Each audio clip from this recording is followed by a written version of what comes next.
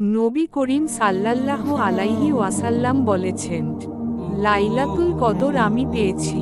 তার কপালে কাদামাটি ছিল, বৃষ্টি হচ্ছিল, তার মানে ওই রাতে বৃষ্টি হতে পারে। লাইলাতুল কদের রাতে আলামত, বৃষ্টি হতে পারে। বৃষ্টি হয়েছিল, তিনি নামাজ পড়েছেন, কপালে কাদা মাটি লেগেছিল, তিনি বের হয়েছিলেন সাহাবীদেরকে বলবেন কোন রাতটা লাইলাতুল কদর।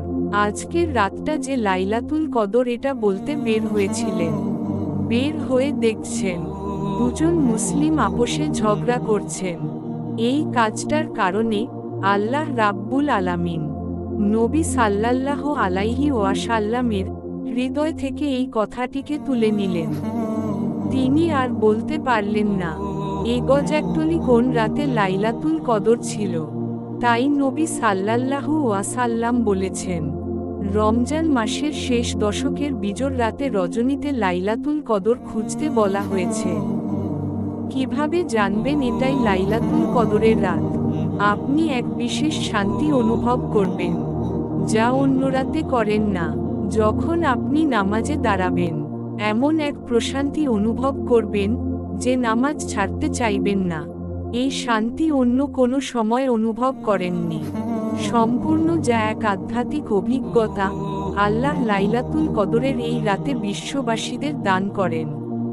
তারপর এটা সেই রাত কিনা তা বোঝার জন্য কিছু বিষয়ে তুলে ধরছি। এখানে ভৌগোলিক সীমাবদ্ধতার কথা মাথায় রাখতে হবে। রাসূল সাল্লাল্লাহু আলাইহি সাল্লাম বলেন, আমাকে লাইলাতুল কদর দেখানো হয়েছিল, পরে আবার আমাকে ভুলিয়ে দেয়া হয়। কেন এই কথা ভুলিয়ে দেয়া হয় এ নিয়ে আমার আরেকটি ভিডিও আছে, সেটা দেখতে পারেন। তারপর তিনি বলেন, এর অবস্থান শেষ দশকে, বেশি গরম বা বেশি ঠান্ডা না, যেন আলোকিত চাঁদ নক্ষত্রগুলোকে আড়াল করে আছে। এই রাতে শয়তান বের হতে পারে না, ফজর পর্যন্ত শয়তান বের হতে পারে না। ফজর পর্যন্ত শান্তি, মানুষ এই রাতে অস্বাভাবিক শান্তি অনুভব করে।